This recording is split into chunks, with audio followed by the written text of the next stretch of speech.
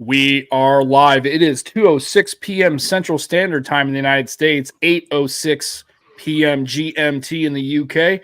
It's the Nomad Tech Project with Sam and Joe. Hey. Coming to you live this 14th day of January 2024.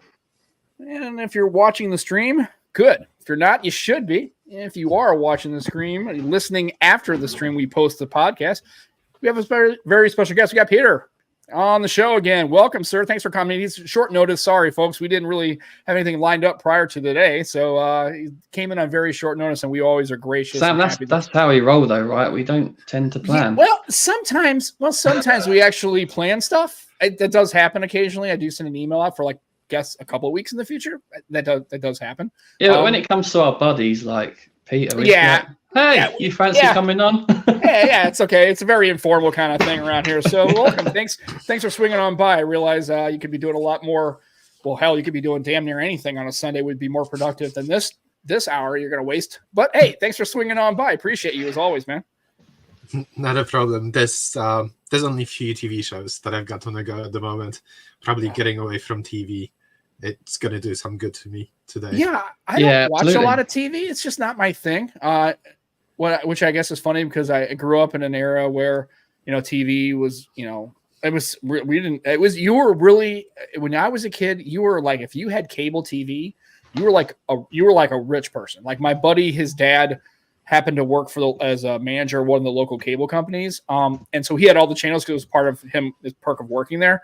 And it was amazing. Like we had just like a couple of channels. And so we went over to his house to watch television because they had like Cinemax and HBO and all these other kind of cable shows. It was pretty wild back, in the mid 80s. It was pretty cool, man. At least I thought. I mean, Cinemax had all the goods, didn't it? Right. Well, you had to watch it when you didn't have access to it. You had to watch it real late at night when it all, waving. You can kind of every once in a while see stuff you're not supposed to see. That's how it works. But yeah, I tell my daughters, I grew up in an era where TV stations went off the air at night. So at midnight they would play the national anthem, and then it would go to a test pattern. And if people don't know what a test pattern is, look it up on YouTube. You'll see what happens. But I mean, TV shows went off the air. There was nothing if you were after midnight. If you wanted to watch a show, there was nothing on until some stations came on at 5 a.m. For like the weather and the crop report and the farmers report and stuff. But other than that, overnight, there was nothing on. TV was off. Compared to now, it's a completely different universe, man. You can get TV when you want, watch it all the time. So what shows are your guilty pleasures? Do you watch a specific content delivered like Netflix, anything else, or do you have specific kinds of shows that you watch on the regular or whatever? I'm pretty bad in a way that all of the streaming platforms probably hate me because every 3 months I move to another one and then binge everything. So I think at the moment, because those couple of purchases we've done over the Christmas and they're coming with like 2 months of Disney Plus for free, 3 months of Apple TV Plus. So I'm watching the Monarch Legacy of Monsters on Disney Plus, which I like the TV show, but the two main characters are the most annoying part of the show. I just want more Godzilla. That's what I really want in that show. Other than that, I think I'm just catching up on Disney Plus, which I kind of neglected for a few months. Okay. And there's a lot of good stuff there. That's a good way of working, switching over. I mean, otherwise you're just paying for everything at all at once. Yeah. I mean, I'm absolutely awful. For years, I refused to pay for Spotify, for example. So between me and my wife, we quite often going to be like, oh, there's a new credit card that if you sign up, you get 6 months of Spotify. Should we do it and then cancel it? Yeah, let's do that. So, yeah, I bet that we are on some naughty list somewhere for doing those things, but that's how we roll. The thing you have to remember is when you sign up for those is you got to mark some kind of a calendar notification for 2 weeks prior to that 6 month date, just to remind yourself to do it. Because that's what people always say that, right? And that's the hook. And then you forget. And now we're stuck on, oh God, now we've booked into a year or another month or it's, $20. So you got to be real careful of tracking all that stuff. I would say I'm kind of hit or miss. Sometimes I really do a good job with that. Sometimes I don't. So it's kind of interesting to see. Yeah, but if you can leverage it and like switch, because they always give you like 3 months here, and then if you cancel here, then you switch over and you get introductory period or promo period. I'd say go for it. It's funny how you could be with a company for a long time and be a great paying member like a AT&T or something like that, and then it's almost like they take care of new customers before you. It's just kind of interesting. I think you should take care of every customer. No. It's once you've got the customer on your books, there's so much psychological kind of research that was done in the past that businesses know that it's harder to get a new customer than retain one. So all the money is going into marketing, into those things. I mean, the only one that I was paying for a long time is Netflix, and at this point, I'm just waiting for them to try to charge me for my family members that I'm paying for, basically for the highest streams, highest beat rate, number of users. And I think I just want an excuse to have it cancelled, because it just became this thing that I always have, and just getting a little bit long in the tooth. But yeah, Netflix it used to be that great unifier, and it's not anymore. The amount of shows that I like there is not the same that was 5 years ago. The movies are much bigger and more blockbustery, but at the same time, I don't think there's as much variety as it used to be. There's a lot of documentaries now, I find, which are quite good, but if that's your jam. Yeah, it's something that we still have friends that are kind of working in a post-production and kind of movie industry or kind of adjacent, and it's all because of the lockdowns that was happening a few years ago, because people still had access to the laptops, had archival kind of things. They could do remote kind of like one-to-one talks with people, but you can't have a big kind of production, medium or small even, for the movie because of the restrictions. So I think for the next few years, we're going to see really good documentaries that are coming because people were bored and it was kind of a passion project on the side that finally researching found an outlet. Oh yeah, and my thing is, and Joe, what I don't think you watch a lot of TV, do you? I mean, now with Search, you probably got all the kid shows. I'm sure you got all those. I watch a lot of Bluey and Peppa Pig. I mean, Bluey is much better than Peppa Pig, I think. Absolutely, mate. Bluey's actually very good. I enjoy it, but they're very short episodes, which is a shame. The one from BBC with the dog, Dougie.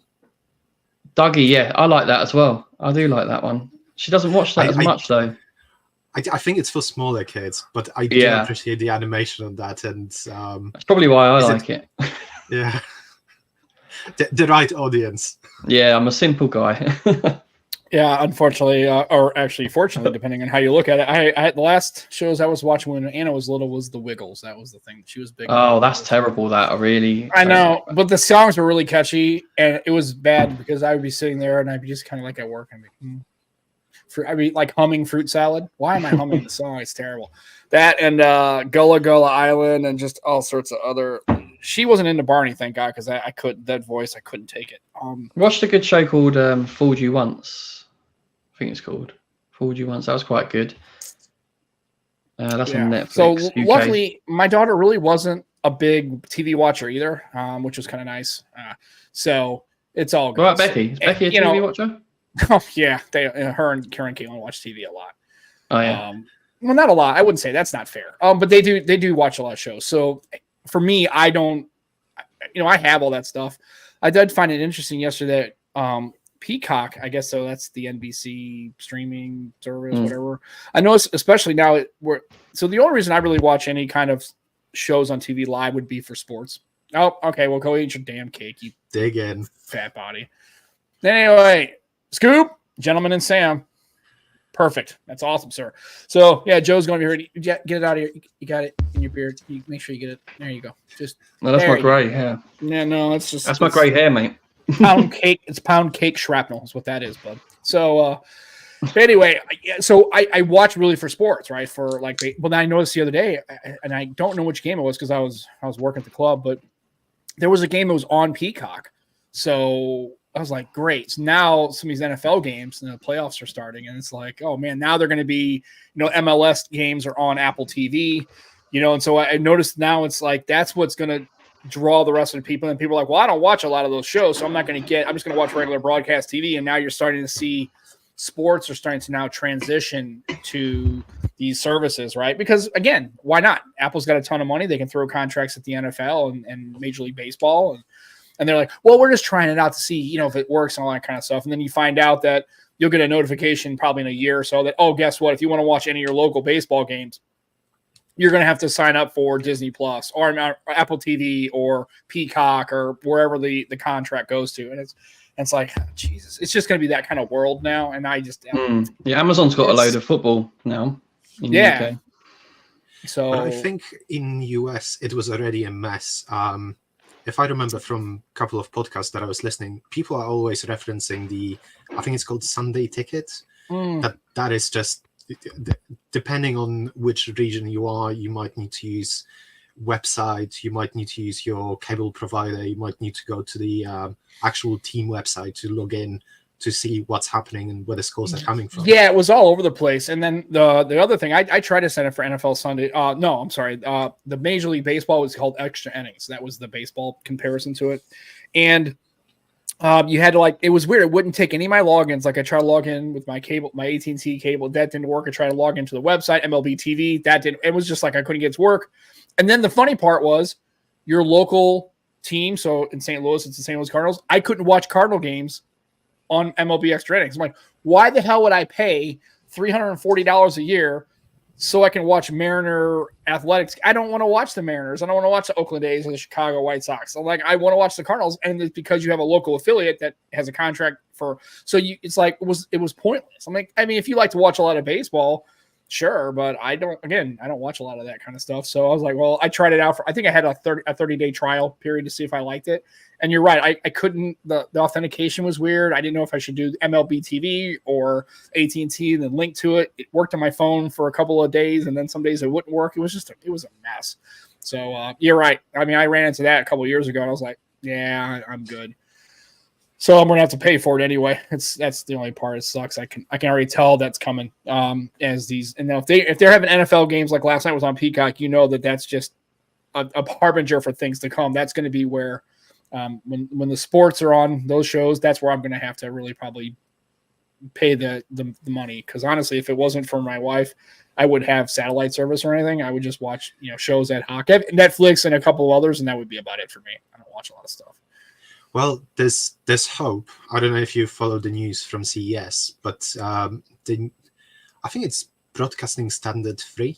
I don't remember the name of it exactly, but as a over TV standard that is now being deployed across the US, and the newest news that came out of it is that you can almost get interactive TV just using a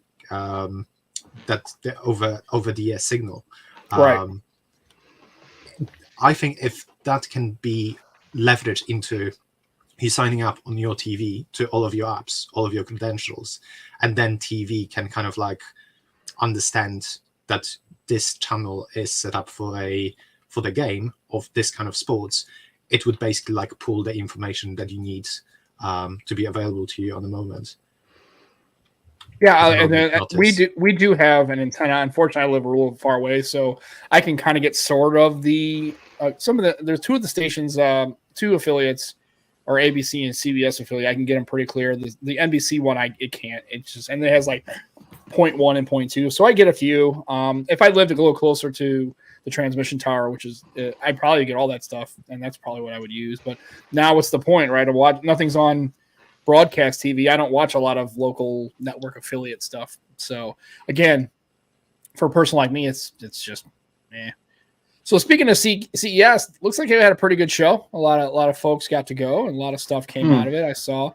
Although I guess I don't know if it was me. It was people weren't posting as much as I usually think they do, or I didn't pay as much attention to this year.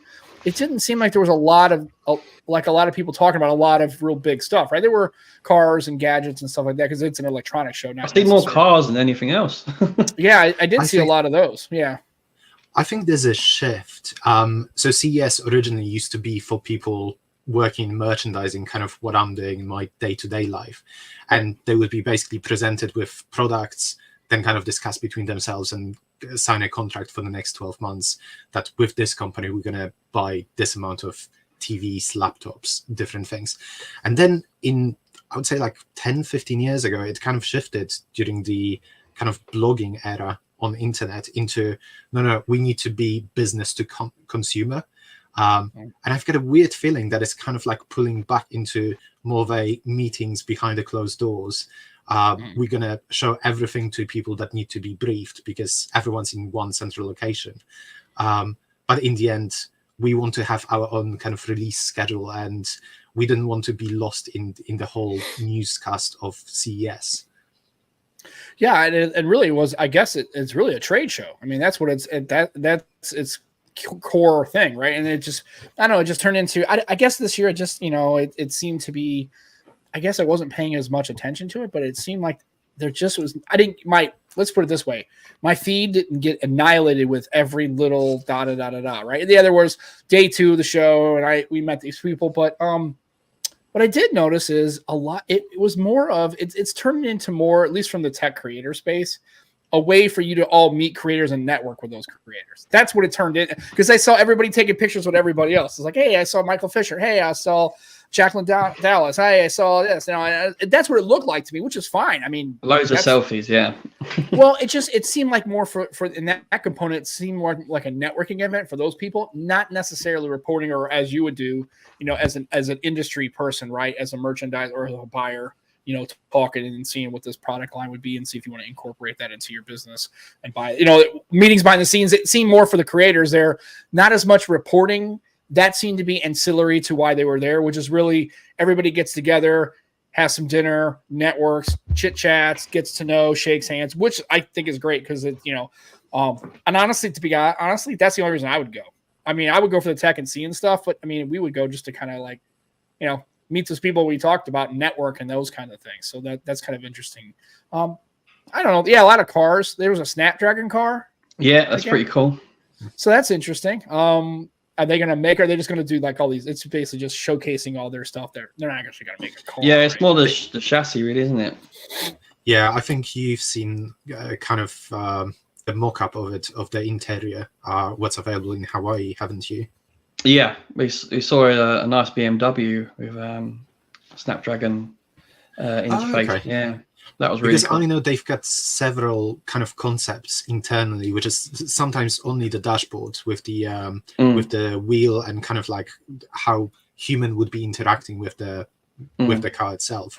But they do have a lot of companies that are like basically licensing technology from them and going to be bringing it to the market in the next, I think it's from like really this year until like 5 years into the future. It really doesn't have like an endpoint. It's going to be like constant rollout and upgrades. So I think that's part of the seamless as well, isn't it? That literally your car, your phone, your earbuds, literally everything will sort of match up together in the future. It's an interesting thing. There's Definitely. a lot of things as well about the smart kind of roads and like smart cities and how that can be incorporated with. I mean, Tesla is like so bad at it because, like, I swear 7 years ago they had perfectly kind of created a video saying like in the next year you're going to be able to like press on your smartwatch and get your car pull out from your driveway to pick you up from the reception and take you home because you had too many drinks. And that was 7 years ago, and they were saying like, yeah, next year guys coming. It's like they can't hit any of their own targets. I still don't understand how that company is valued as high as it is. Yeah, it's mad. Talking of Tesla, right? A TV show I did watch the other day, right? It was talking about like someone taking over the US, and they'd managed to get these Teslas. They'd hacked a load of Teslas and they were just all driving down the road and just smashing into each other, blocking the road. It's quite horrific, but you can imagine that being actually happening. Well, and I can tell you that in the United States, it's not. That's definitely fantasy because most of the people, I know there's a lot. I know they sold 1 million Teslas, but I'm telling you, I see them a lot more now than I used to. But Teslas make sense in areas. If you are driving locally it makes sense. In Europe, in smaller countries, smaller areas, it makes sense. The United States is a physically massive country to drive around. And I'll tell you, if you drive state to state, like if you're driving from here to like Cleveland, Ohio, you know how many Teslas I see on interstate driving? 0. You know why? Because you can't drive 300 miles. Then you got to park the car, happen to find a fast charger that works, that isn't being occupied. Then you got to sit there for half an hour, 45 minutes while you charge it. And they have people, it's not designed for that. I don't think it's not designed for these long trips. But if you live in a place like the UK, where to me, driving an hour and a half is not a long drive. I know to people in the UK and to Europeans, that's crazy because you could be in another country, right? But that's my commute to work is an hour drive. It's 47 miles. So like, and I know what it is, just like goofy ass kilometers, like 65 or some metric down. But it's a long drive. And so, but I mean, most people would be like, holy cow, you drive that every day to go to work? I go, yeah, that's the commute. But it's not everywhere. Larger major cities, I would like public transportation. Dude, don't get me wrong. I'm not even about that life. If I could take a train or a tram or public transportation, I would totally do that.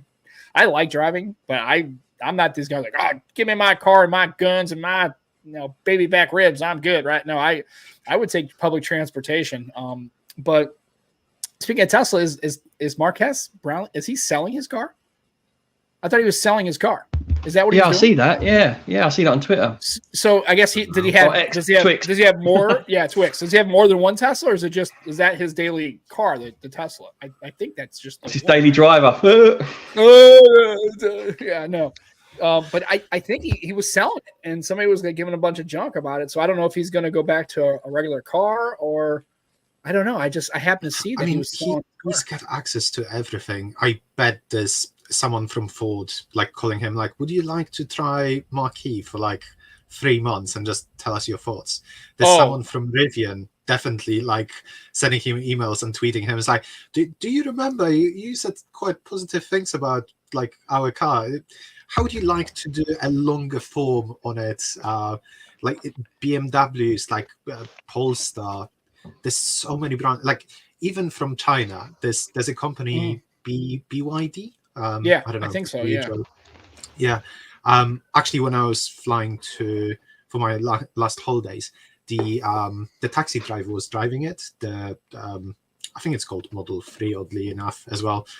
But it's slightly taller. It's quite a comfortable car, and he was saying that for him, it's a great car. It's quiet. It's it can charge whenever he doesn't have a fare in it, because he's always waiting for someone. Right. There's always a plug somewhere that he can find. And I bet they would be making phone calls to him as well, saying, I know we're not in your market, but we've got a couple of tests that we would like you to have a look at. So you see, the Chinese car, the model of the car is called the Model 3, probably? I think it might be. Let's check, because if it is, that's hilarious, because it's imagine that. They actually copied the same model name off of Tesla. Imagine that. There's a surprise. It might be called Dolphin as well. I remember seeing it Dolphin. But I think in China it might be called Model 3. Okay, well, like I said, we were joking about it. If you're doing deliveries and commuting and that, the car, if you're in a metropolitan area, that totally makes a lot of sense, right? And those kind of things. But it's going to take a long time for electric cars to be possible in the United States, just because, first of all, Americans like SUVs and large trucks. Okay, hell, Ford doesn't even make a car anymore. The only car that Ford makes is the Mustang, and they're talking about ending that line and going EV in 2028. Really? So that's it. Well, and here's the problem is, and it's the Camaro, they don't make those anymore, and friend of the show, El Jefe, he's got his Camaro, the blue one. It's really, it's a beautiful car, but they're not making the Camaro. That line is ceased. They don't make the Challenger and Charger for Dodge because they're going EV. And then the Ford Mustang is literally the last V8 American muscle car, the Corvette. I'm sorry, the C8. But I think that's, and first of all, so we're clear, the Mach-E is not a Mustang. I don't give a shit what Ford says, and I'm going to put that on record. Hot take. Sorry. It's an SUV. That's not a Mustang. A Mustang is a very specific car. What the Mach-E is, it's an electric Ford Edge with Mustang branding and tri-bar taillights. That's what that is. Internet, get him. And it's a hunk of shit.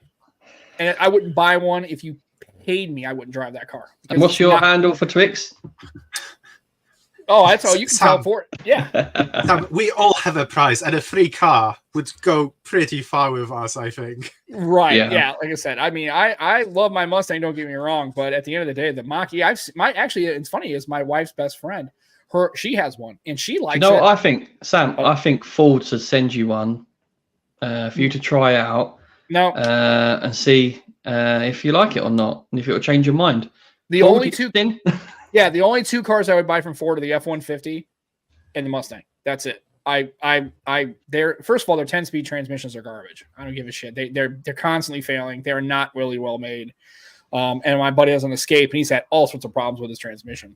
And it's just like the 10-speed is just too complex, and they don't rebuild them anymore. So, no, I'll stick with my Mustang, and we'll go from there. But I saw he was selling the Tesla. I'm wondering if he's going to get another EV. But Peter, you're right. He has access to literally every brand is probably throwing cars and stuff at him like, hey, you want to try this out? Because they know it's going to immediately land with tens of millions of people who are maybe not tech people, but they might be car enthusiasts. Because I thought he was doing a car thing, right? Doesn't he have like a channel where he's doing, I don't know if he test drives He's expanded, hasn't he, a little bit? Yeah, he did. I remember things he's into. Is it called the studio? I want to say, which is kind of like the production and so on.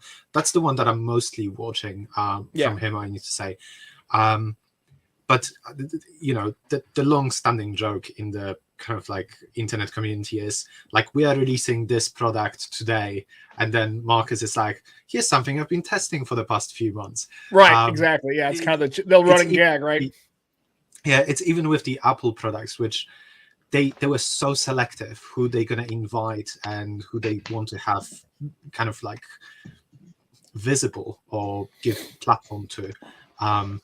And he's always there. And I mean, he's great at what he's doing. He's a really good communicator about technology and how it became kind of the pop culture, because everyone in the world now understands what the iPhone is, what iMessage is, like what's the difference between like having a Google account and Yahoo account.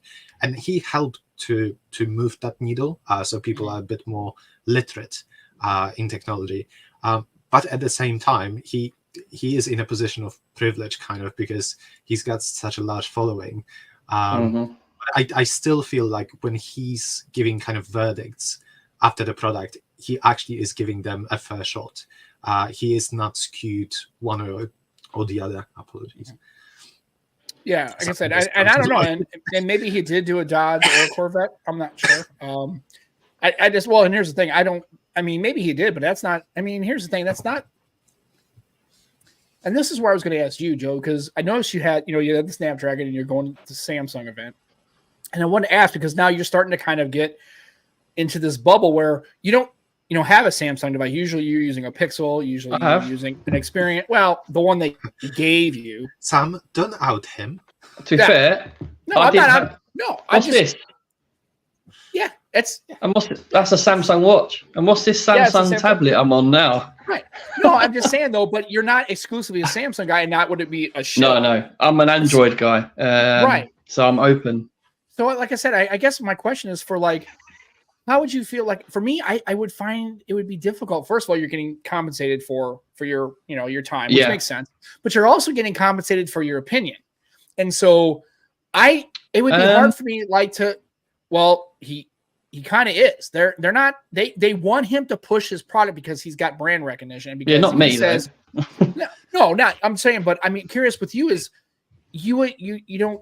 That usually, like I said, you're used to using other devices, and you're going to, and obviously the Snapdragon isn't in the current Pixel, which I think it may well be in a couple of years. I think I'm curious to see how Google.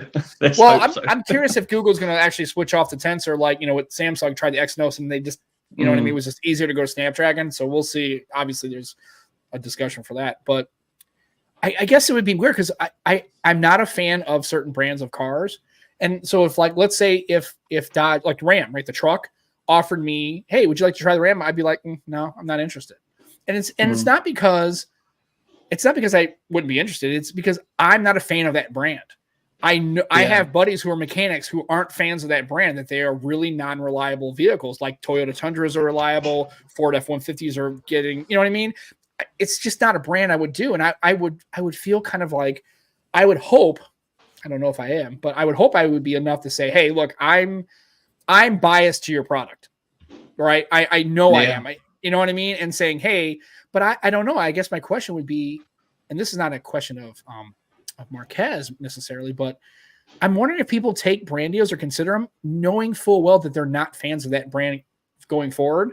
And if they know that, how can they be 100%, to your point, objective enough when you have a preconceived notice? Yeah, I'm curious how that works. Yeah, I think I'd like to think, but everyone's different, that they'll take each product at face value and give it a fair chance.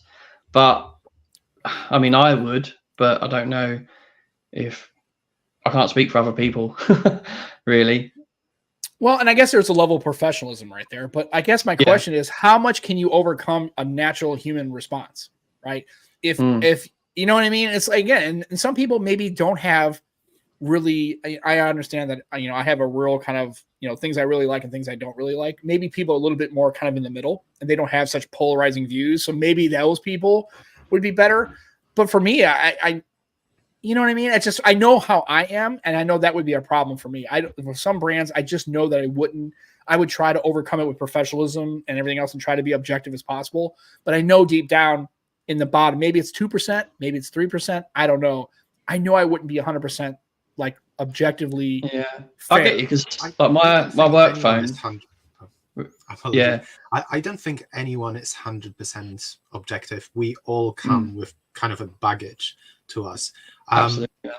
I was just thinking, I want to say that it was Joanna Stern. She had a kind of an article and a video kind of accompanying it when she was trying different electric vehicles a couple of months ago. And it was really good. I think she's at Wall Street Journal at the moment, or maybe New York Times, one of the larger publications.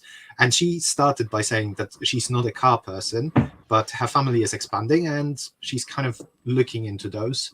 So let's see what's actually the best and what would fit her scenario. And she kind of set it up.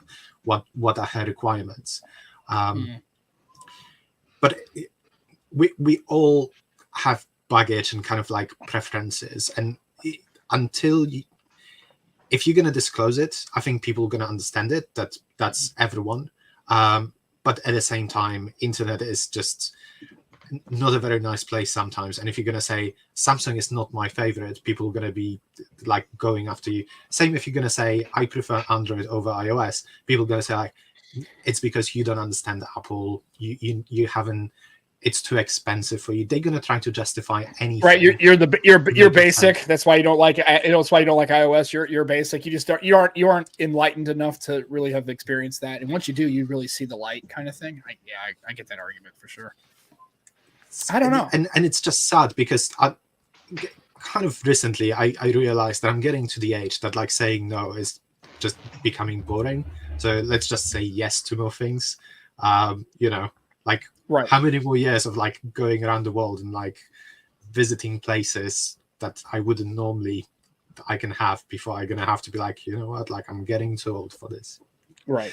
Yeah, I'm trying not to be a curmudgeon. It's not working. I'm really slowly feeling like as I'm getting to a couple of years from 50, I want to have that, and I'm glad you said that because I need to start kind of saying yes to more things and trying to be more open minded about stuff like that. And I don't know. When it comes to cars, I guess I would like to try to, I guess what it is when I get inside like the new Mustang, like all those, like the digital panels and stuff they're going across now, it's all, my buddy has got a brand new Tundra and it's this big screen in the middle. Right. And I mean, it's like a proper Joe, it's bigger than your Samsung tablet. I mean, it's a big screen. Okay, and cool. It's kind of neat. Although he has access to Netflix. Kind of distracting. He has access to Netflix. I'm like, why? Aren't you supposed to be driving a car? I know it's really good for like a passenger, right? But the problem is because it's in the middle of the console. It's really for the driver for entertainment or education, like tire pressure. It's kind of tilted to the driver. It's not facing you. I mean, you can watch it. You can watch it from the passenger seat, and you don't have to lean. I mean, it's offset by a few degrees, maybe 5 or 10, but it's definitely meant for the driver, right? Because that's information about the vehicle.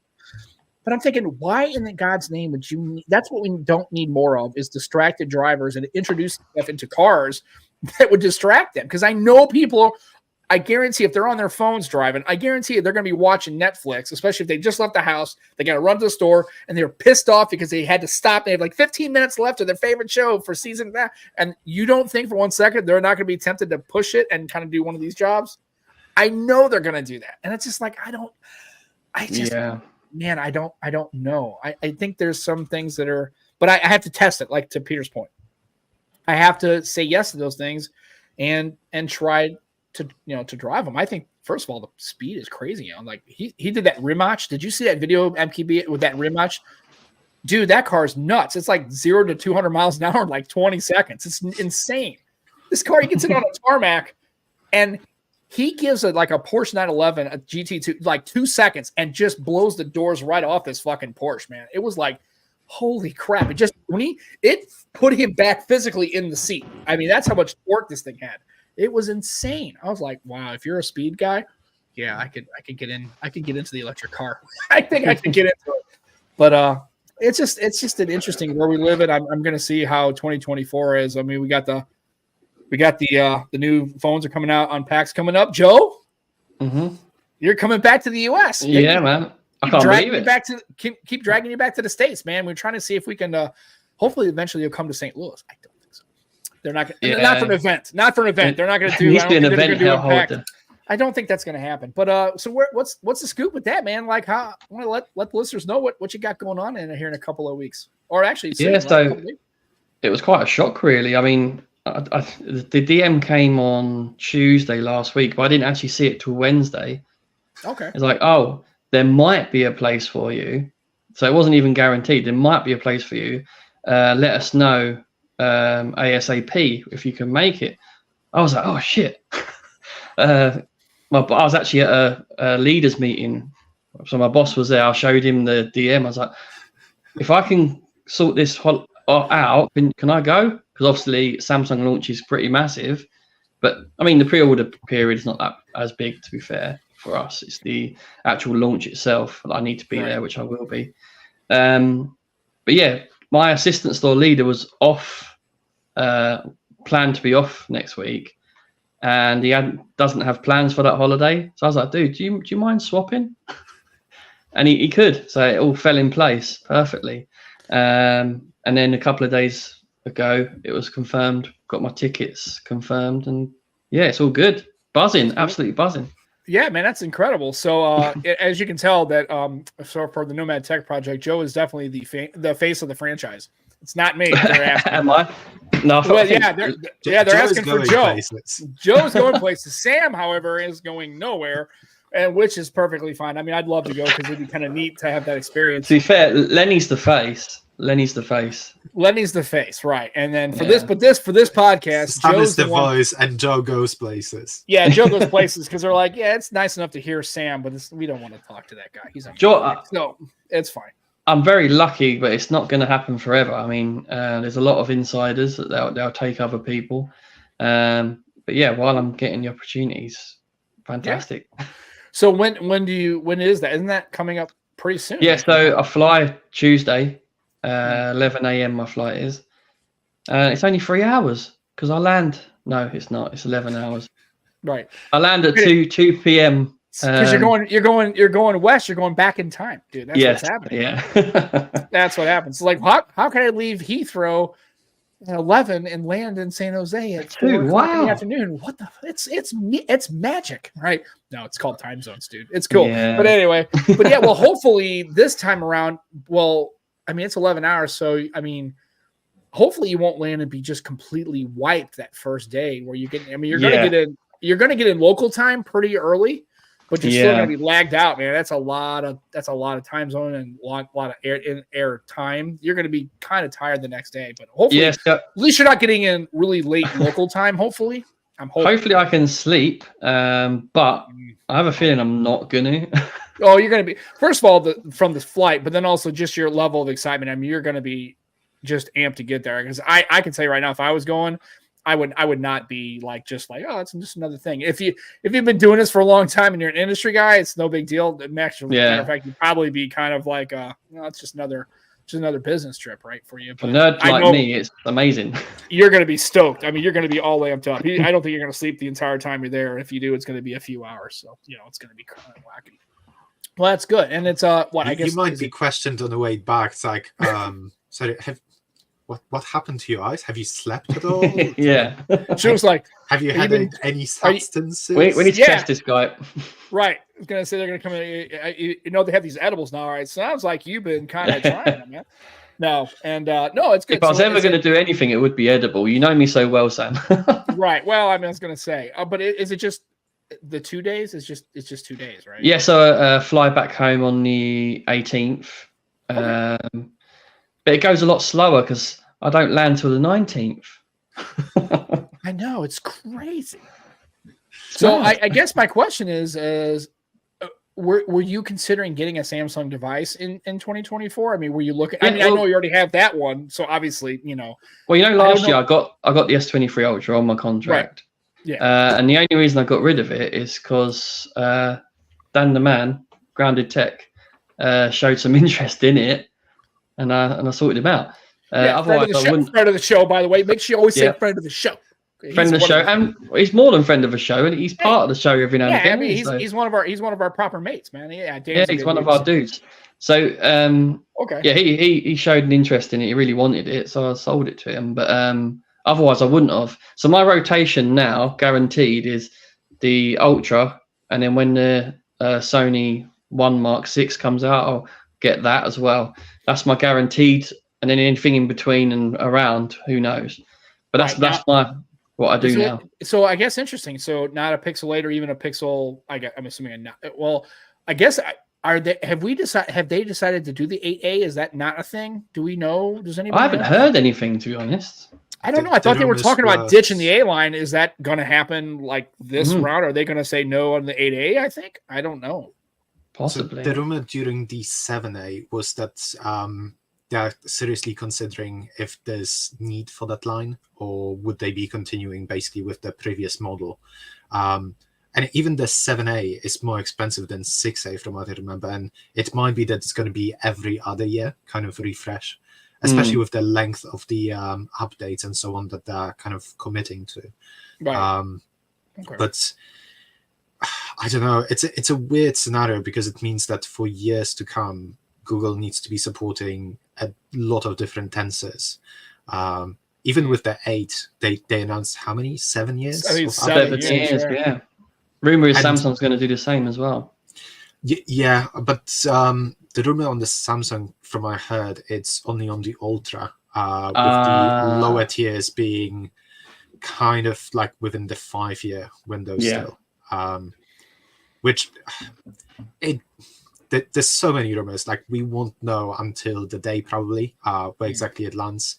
But with the Exynos coming back, with Snapdragon being internationally in the Ultras, it's definitely an interesting launch to be part of, like to see where exactly the chip's going to fall, and how they're going to kind of like carve again the market and where it's going to all land. Yeah, I would think that they would do it like I would think they would do, if it was me, I would think I would go with like an 8 Pro and then get rid of the 8 and go with an 8A instead of having that, right? So just get rid of the entire small one and go with the A series and have a big gap. Like, so you have the budget friendly 8 7 and not make them offset. Like have the 8 Pro and the 8A. That's what you have. Get rid of the 8 altogether, because then you got the 8, especially looking back at like the 6 and the 7 and now the 8.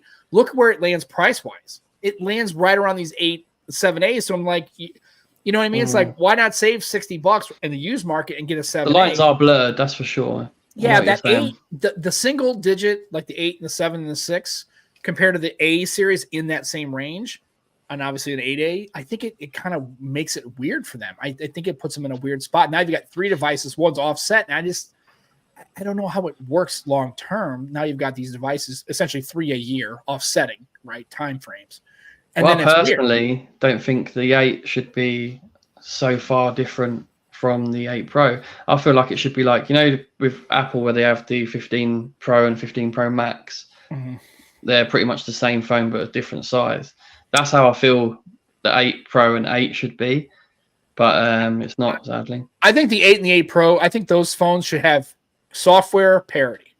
They should Software be parity, yeah, and right, hardware. but hardware, if you want to lose the telephoto, okay, that's fine. Yeah, lose the telephoto, that's fine. Right. But I don't think, and I think it's really bad to push people into it by getting rid of software features. Like the 8 doesn't have the same capabilities as the 8 Pro. I'm not saying, and maybe if you have to make it not as quick, right? You have to make maybe it's processing parts a little slower or whatever. You can throttle it a bit or whatever, but kind of keep that going. But I just don't think it's like, I don't know. I don't understand it with the phones. I think you're right. I think Apple's got it it's a size difference, right? It's not really a capability difference. The phones have, if you don't have the camera, you only have a third camera. That's cool. But for the most part, it's a size and a battery. But the software experience is fairly similar. There's pretty good parity across the lines. Isn't the iPhone Pro and Pro Max the difference with the USB though? That you're getting like the full USB? No, I think the Pros are the same. I think. Okay. I might be wrong though. I thought the Max was only getting the 40. Is it gigabits per second? Yeah, I think there was some difference in the USB-C. Oh, really? Okay. Yeah, I think so. That's the type of thing I don't like. But coming back kind of to Pixels, personally, I think they gave themselves a massive disservice with the Fold and how closely they launched it, because the 8 and 8 Pro supposed to be that basically became the new North Star for them, with all of the features coming to those because of the power of Tensor 3. But then you've got your most premium device, the most expensive device that should be really pushing people kind of towards your market, with an year older processor that you can get in a 7A for a fraction of the cost. And with the 8 and 8 Pro, 8 is so close price-wise to 8 Pro. I mean, it's $100, I think £100 in UK, maybe 150, but I always see them on some kind of offers, and 10% here, 10% there if you sign up with the website.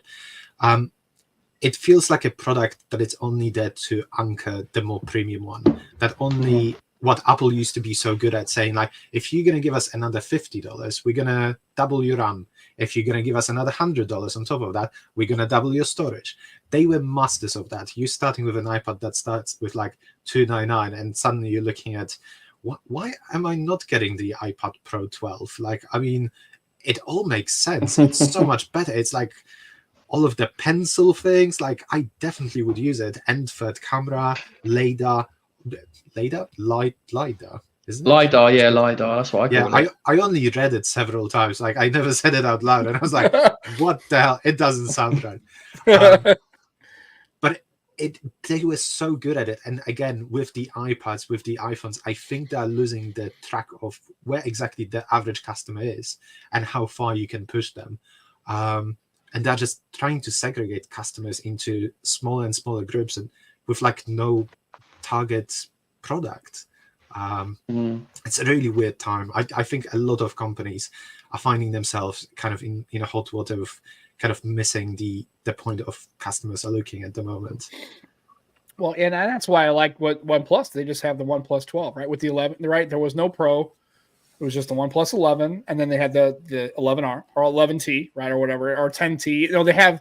They seem like OnePlus is kind of like pared down. Now I don't know if that's because they have the Oppo brand, right? They have other brands in Oppo. But isn't that only in the US? Because I'm pretty sure they've got the R in India. Yeah, they have the R series, which is a shame because I'd love to try an R. I mean, it looks like a really nice device as far as the price point and the feature set. It'd be nice if the R was available like globally. That would be kind of cool. At least to have it. The R that's for pirates.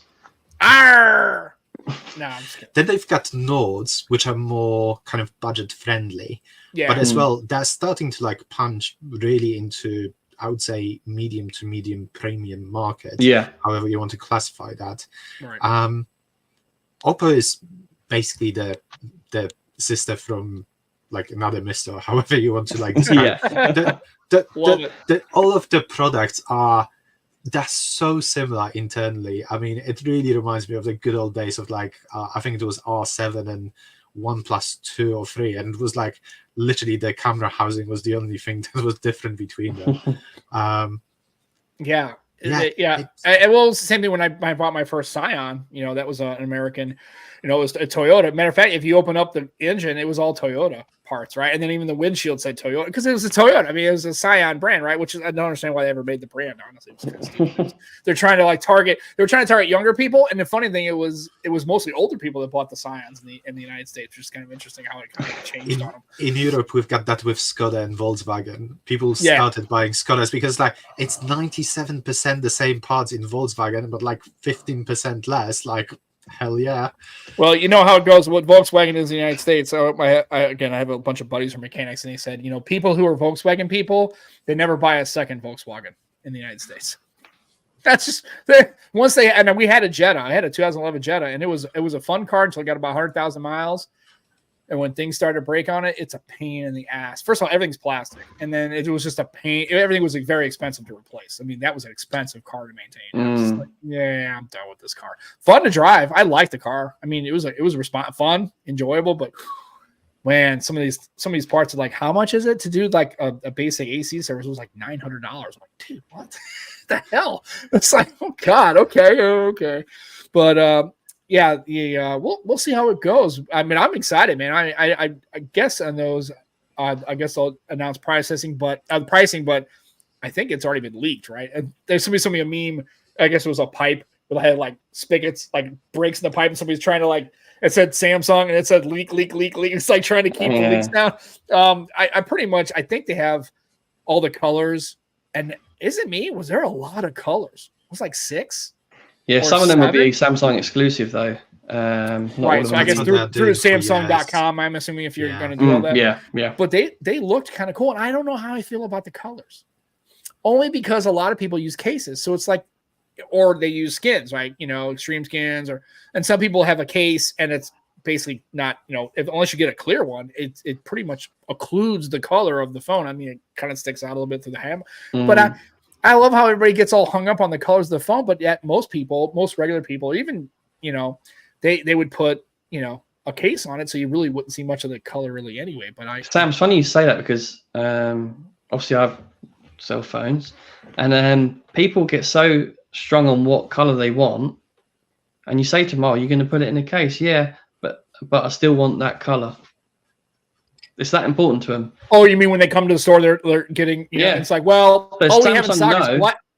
Right. All we have is black. And they're colors. Well, yeah. Which is funny because I guess you've had people come to the store that I guess there was of that size, you only had black left. And you tell them, look, the only one we have in store is black. So if you want to take it today, you're going to have to get black. Yeah. And some walk away. Nope. Yeah. I don't want black. It's okay.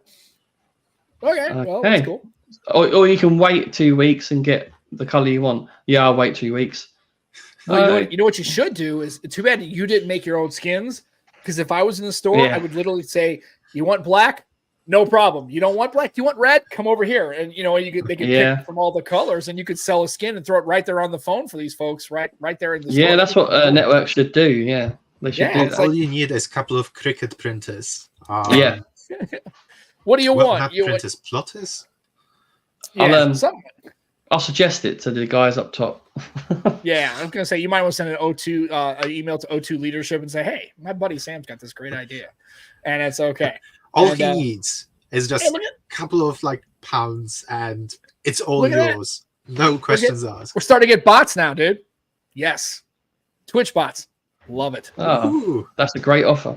I think that's a great. First of all, don't anybody take the offer, but it's for us too. And so now you're hitting the big time when you start getting spammed. Then you're real. Yeah. Right. Well, maybe not. I don't probably not. So yeah, and I get Jermaine, friend of the show. Jermaine is he always uses a clear case, and I do. Yeah, and I try to, but again, then Simon makes a good Till point. they're yellow, yeah. They get kind of there. You go. So is that the? I guess that's the Oppo. Yeah, that's the X5 X Pro. Yeah. Yeah. So I guess how's that working out for you? It seems like people really like the phone as far as the actual phone and software with the camera. It's a great phone. Yeah. Oh, it is a great phone. I'm getting kind of annoyed how good it still feels in 2024 because I'm getting itchy about getting a new one. And, right.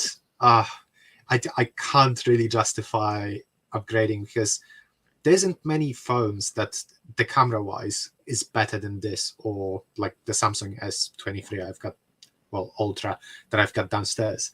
But yeah, Snapdragon 8 Gen 3 seems to be hitting the market, and they all look so fun. Yeah. Yeah, I mean, this Red Magic 9 Pro, I think I'm kind of like looking at the most at it. And it is a gamer phone, but I do like aesthetic oddly. It's not completely in your face like some of the other brands, but yeah, it seems to be a little bit more subtle. But I mean, definitely gamer phone, but it's not as in your face gamer phone. The only question I would have is, I know you're a big camera guy. Do you think camera wise, do you think that is bridged to get that gap as far as quality? Like, you get a gamer phone, you're not going to get great camera performance. Do you think that's sufficiently closing now, as far as if you got a gamer phone because the aesthetic, you wouldn't be compromising on the camera too much? I don't think the camera are going to be as good as on the 5X Pro. Right. Well, I think you're a little spoiled, unfortunately, but yeah, it's going to be. Yeah. It's definitely my problem more than anything else, because people who would be going for that phone are not thinking first and foremost photos. But there's going to be a lot of phones that's going to have amazing cameras. I think we already seen the Oppo X7 Ultra that was announced for China. That looks like a beast. And such a shame it's China only, though, isn't it? I mean, Xiaomi is doing that for years, that they're starting with China, and 3 months later they're finding some kind of outlets globally. So if you really want to, you can get it. I mean, probably, I know people that have Xiaomi Mi 11 Ultra, and that phone is 2 years old at the moment. No, year old. And it puts like any Samsung Ultra into shame. Like, it's just in a completely different game. Right. Yeah, it's amazing. The optics, everything. But Samsung getting this many Ultras to the people of the world is something that I don't think Xiaomi or any other company would be able to do outside of Apple. Yeah, and it's just a shame that they can't. I mean, there's just no way they can get that. Can't get traction in the U.S. as far as Xiaomi. That's why they just don't. First of all, that's the Chinese, stigma. Unfortunately, that's just a thing, probably. And then two is, I think they've kind of conceded that U.S. is pretty much an iOS.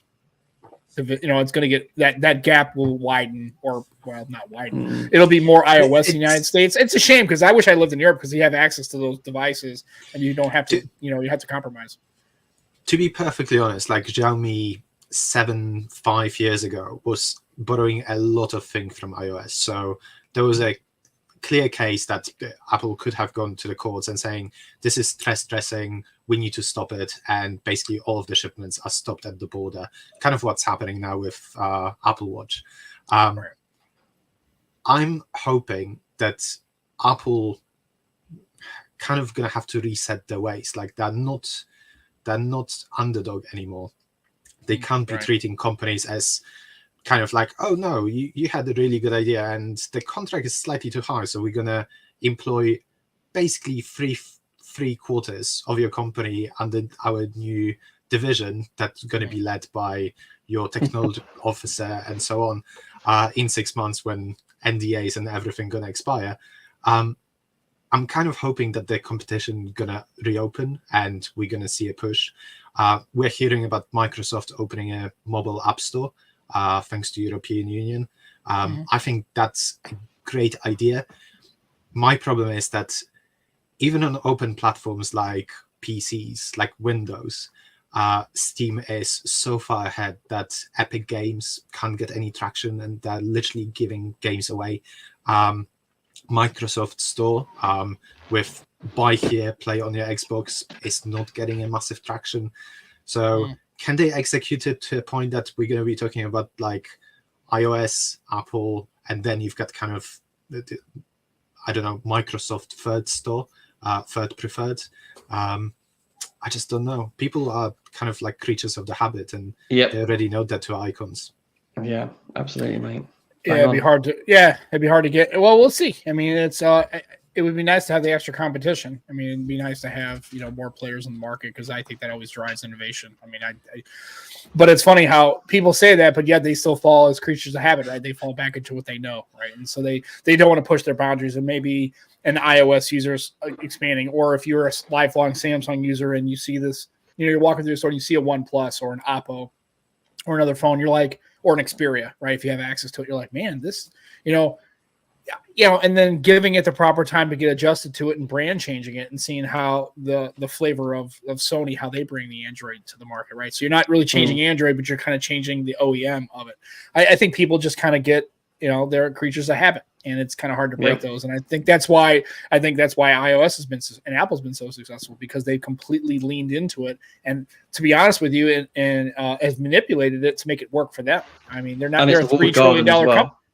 Yeah, I mean, you have to. Well, and it's funny how Microsoft did the same thing, right? They basically made things specific, and then Microsoft finally decided, hey, we should make our, we have iOS, our apps are on iOS, our apps are on Android. And then they used an Android device, right? But at first, it was it's just interesting to see how Apple's going to go. But I think they've decided that US is just a lost cause. It's going to be an iOS world in the next 10 years. I mean, and it's kind of a shame. They decided a long time ago that Android is not worth supporting. Like, there's still no Apple TV Plus, the subscription service app on Google Store. Right. You have, if you want to watch it on your Android device, you need to go to the web browser. It's just such a bizarre world. Like, they do have Apple Music, for example, and for me, it would be exactly the same thing. You're not consenting anything, saying or giving validity to another platform by like being part of that ecosystem. There's just two of you. I mean, let's be honest. Like, we all know it's just two of you, but they just don't want to do it. Yeah, well, we'll see. Well, thanks to people like the EU pushing it. And I think that's what, unfortunately, I'm not a big fan of using government and legislation to push private companies to do stuff, but it's nice to see the EU finally put the hammer to them, and then basically that's why now you have USB-C on an iPhone. If it wasn't for the EU, you would not see that. They would be on Lightning forever, and they would do stuff that would be anti-competitive, I think, and anti-consumer. And the fact that and the EU is kind of doing those things is something that I traditionally don't like as a citizen of the United States. I'm not kind of but I do appreciate that the EU stepped up and kind of put the hammer to them. And I'm glad that the government's not getting involved in trying to get rid of that injunction, right? That they stole that property from that company, and they need to be held accountable for that in the courts. That's the whole point of it. So I'm glad to see that it seems like it's changing in some cases. And let's be honest, Apple was one of the first companies that was working with the USB Alliance on the creation of USB-C. They had the fingers from the very beginning at designing it, and yet it was more profitable for them to create a completely separate standard that they could have 100% hold of. So designed for iPhone and all of those programs that cases, accessories had to pay was a pure profit for them. It is a kind of reassurance of the level of the quality that you're getting. But did we really have to create this much e-waste to get to the point that, you know what, we need to open it. We need to make sure that there's no charger in the box either way. Like, who are we? Like, what are we doing at this point except for just like creating more e-waste? Yeah, definitely. Well, Joe, this is the last show before you head off to Samsung Unpacked, and it's going to be awesome. You get to go to San Jose. It'll be a lot of fun. So enjoy that. Hopefully, you get some sleep and you don't get like so tired. You like I can't see myself getting much sleep. I wanted to ask Peter one thing quickly though. Right, Peter, someone else's money. What phone do you get right now? That is already on the market, or coming. Yeah. That's a tough one. I mean, if we can get the Oppo X Find Ultra from China, like, I would go with that any day. Good choice. But yeah, I think price going to be astronomical if it's going to come to Europe. Yeah. Joe, what about you? What's your phone? What do you think? Well, I still haven't tried the Xiaomi, so I'd love to try the new Xiaomi Ultra when that comes out. But yeah, that's But I'd also like to try the Find X7 Pro Ultra rather as well. So yeah, they're the two phones I'd want to try. If the phone that was available right now for me would be a OnePlus Open. If it was somebody's money, Yeah, give me an Open, and I like to try it out. I'm curious to see what Samsung does with the Fold 6. If the Fold 6 turns into more of a, you know what I mean, a little bit wider, and it's not as wide, and also, you know, we'll see what the Pixel Fold 2 is coming out with. I'm still on the foldable life. That's still my thing. I would like good to about try. the OnePlus Open, Sam. I'm hoping with the press that's had and the positive press that's had, that will push Samsung to change the 6 a little bit. Right. But let's see. But also, I would like to try the Oppo. I mean, if I could get the Oppo version of it, I could use that too. Or you know, Xiaomi's foldables. I'd like to try all of those stuff. Honor these fantastic foldables. I love Honor because Honor's the only way you're really going to get your Huawei fix if you're an American. That's the only way you're really going to get it, and not have to do a bunch of crazy shit to get it to work. I mean, if we are throwing things. Yeah. Sorry, if we are throwing things into like what else, I would definitely try a Zen phone. Like having a phone that actually fits in your pocket, like I would love to have that and just something small. And I think the last one was 9, wasn't it? Was it? I think so. 10? No, I think it was the 9. It definitely caught my attention for the form factor. I was like, they're nice. They are nice. Yeah. The battery life is apparently very good on it as well. But as well, Motorola is doing so many great things now, and they're not necessarily going for like the highest spec, but I think in a lifestyle kind of brand, they're really kicking quite a few butts in that way, especially with their color options, like you were saying earlier. They do go after a lot of people that are feeling a little bit bored maybe with their usual devices. Yeah, Jermaine's going for the 14 Ultra. Yeah, I could have predicted that. The Honor V2, and then Simon finally was able to get his hands on a foldable by kind of putting some pressure on 3. Good job, way to go, Simon. Good on you, mate. Good job. So let me know how the foldable works out for you. But yeah, right now I'm still in the foldable lifestyle. But the Honor, I would like to try one of those. I'd like to try all those brands. I mean, I'd still use a Huawei Mate 60 if I could. I mean, if I could get it to work properly, even if it didn't have Google, I'm okay with that. I can make it work. So. Well, we'll see how it goes, but it's going to be an interesting 2024. 60 is an amazing device. Yeah, I can say that.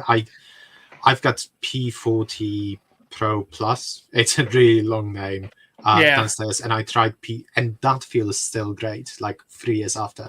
And I tried 60, I think just the regular 60 last year, and it was just like it still is built to like tolerances like nothing else. Yeah, it's their hardware is one of the best. I've always been a fan of Huawei's hardware, and I like their software. And I just, again, like I said, being an American, it's really kind of a shame because I would love if they weren't on the entity list, I would use a Huawei probably, especially their foldables. They look wild. I mean, they just look amazing. I like to try them. So, but who knows? Maybe in a new world we'll see. I don't know. It's not looking good for 2024 for Huawei in the US, but who knows? No, it's not. Yeah, we'll see what happens. That's not changing anytime soon. Well, the problem is, I thought it was because of the Orange Wonder, if that's the reason why Huawei went bye-bye. But apparently now, coming in 24, we might get another one. Might get a rematch of the Orange Wonder and the current president. Oh God, let's not go there. Let's end now. Neither one of them really was big on Huawei like that. So I think that's a done deal. So it's a shame. We'll see. It's a great unifier. Yeah, exactly. We don't neither one of us like Huawei, which is stupid, but whatever. But we'll see. But it's going to be a good 2024 for tech, and Joe's going to get to unpack, and we're looking forward to that coverage. And Joe, enjoy and get some food and get some good time. And we will be back next Sunday. And I don't know about a guest because we don't know shit around here. We just show up and try to see what works, man. We're not professionals, but Joe, we need a guest just in case I'm jet lagged. Right, so Joe, or if you can be jet lagged and intoxicated, that would be great. If you want to do it from the public, we can make it happen. We need another show where Joe's kind of like feeling no pain, liquid courage. That'd be good. I'm working next Sunday actually. Okay. Well, we'll see how it goes. But anyway, but it won't be. So for myself and Peter and for Joe, thanks for tuning in to the Nomad Tech Project. Again, remember it's on YouTube. You should go check it out on the Nomad Tech Project YouTube channel. Yeah. You can also download the podcast later on your favorite podcast aggregators and all that good stuff. And thanks for everybody for showing up, Chad and Malik and Simon and everybody, the whole crew. Jimmy, remember, he's telling you to stay hydrated, so continue to do what Jimmy says. And happy birthday tomorrow, Jimmy. No, it's not tomorrow. It's 22nd. 22nd? Oh, that was tomorrow. No, okay. no. Well, happy birthday soon. We might have another show for you. And Jimmy can have 2 birthdays. Jimmy, happy birthday tomorrow and the 22nd. Have all the birthdays. And Barry Johnson, I'm glad he's feeling better too. I know he was not under the weather. Yeah. So for myself over and Christmas. Peter, over Christmas. Always sucks to be sick under a holiday. It's just terrible. Well, I'm glad he's on the mend. He's all good, and he did say the 22nd. Okay, good deal. So happy birthday ahead of time. And that'll be the end of the show for today. We'll be back next Sunday, probably 2 p.m., 8 p.m. It's probably a good time. I think this is a good slot for Joe and I. So we'll probably works well for me. Yeah. And that's it. And we'll make sure you tell your friends about the show. And we'll be back next Sunday bringing you some more tech talk and whatever else comes up on your head. I'll try and give some people some behind the scenes. We're live on Insta with the Ray-Bans. And we're looking forward to BTS. Right. Yeah. Some behind do you the think scenes. some K-pop going to be there? And not just the BS I usually give you. Yeah, he's gonna come back and he's gonna be dancing. It's gonna be great. He's gonna have the whole thing, right? Yeah, he's gonna be like, wait, behind the scenes. Oh, I thought you meant the group. Okay, I missed all that. I'm sorry. Okay, behind the scenes. So we'll be back and have all that good stuff. So for myself and for Joe, for Peter, thank you for coming to the show. Enjoy your tech. Take care of yourself. Stay warm because it's like freezing cold here in the States, man. It's like 0 degrees right now. Same here, man. Winter's in full swing, folks. So stay warm and stay hydrated. Enjoy your tech and be excellent to each other. And we'll be back next Sunday for another edition of the Nomad Tech Project with Sam and Joe. Take care, everybody. Love you guys. Bye-bye.